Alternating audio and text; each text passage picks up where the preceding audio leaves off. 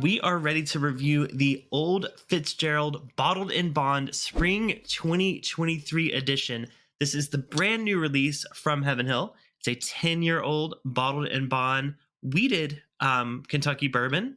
I was trying to find details on this online. I could not find very much about it, but I do thankfully have a press release here from Heaven Hill, which came along with the bottle. Thank you again, Heaven Hill, for the sample.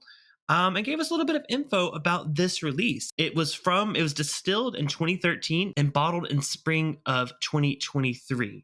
The mash bill I'm seeing online is 68% corn, 20% wheat, and 12% malted barley. It meets the strict requirements of Bottled in Bond, which are the product of a single distillery from a single distilling season, aka spring 2023, distilled spring 2013, released spring 2023. Aged a minimum of 4 years, this one's 10, and bottled at 100 proof. Again, I've never reviewed one of these on the channel. I'm really excited. Let's go ahead and give it a nose. Some familiar Heaven Hill notes. Of course, my favorite note from the distillery, to me, it's a very distinctive note. It's a bake shop. Now, sometimes it varies. Sometimes it's like a dessert shop. Sometimes it's like a fresh baked bread shop. But for me, this one it's sweet. It's leaning towards like a cake. I don't want to say like cheesecake because that's like a little funky, but it has some of those like sweeter, like cream cheese kind of notes to it on the nose. So of course it has some of those sweeter, younger notes. With Heaven Hill, we've tried some of their older products. We tried some of their younger products. I'm a fan of all of them. This one does read a little bit in the, I don't want to say younger category, but definitely not some of the older, oakier Heaven Hill products. It's got a lot of that cake sweetness. I don't know if it's necessarily yellow cake or like the actual icing on a cake.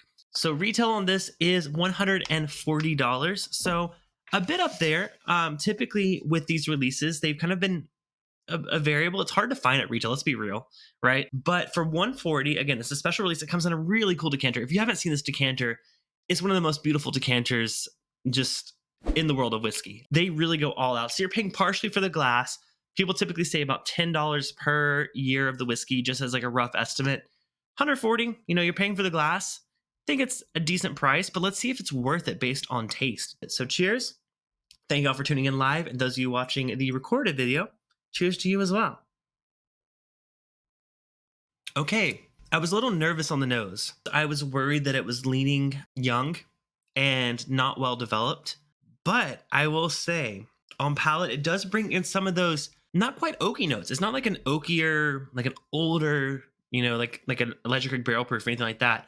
It's definitely leaning in the mid-range of age, which makes sense, right? Like it's 10 years old. That's about right in the middle of what they normally do. It does have a really complex spiciness to it. It's different than a lot of wheated Heaven Hill bourbons I've had. Usually those are a little softer. You usually get a little of the oak. This one is bringing out something a little bit different. It's bringing out a sweetness, and I haven't quite been able to place that yet on first sip. I'm going to have to go in for a second sip.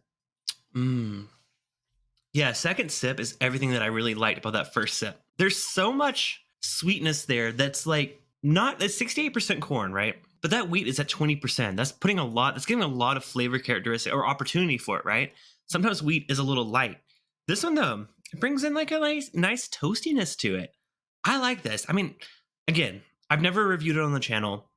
I've had it before, thanks to some amazing friends.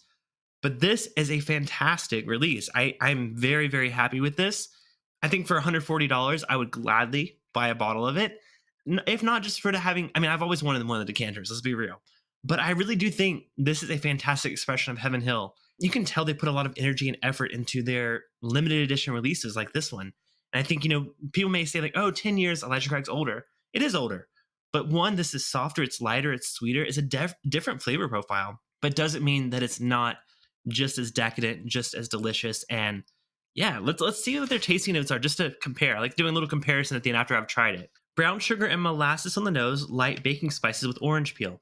Again, I did get those spices up front. I was really impressed by how much spice I got on this with it being a wheated mash bill. It says a palate of butterscotch, subtle oak, and cloves.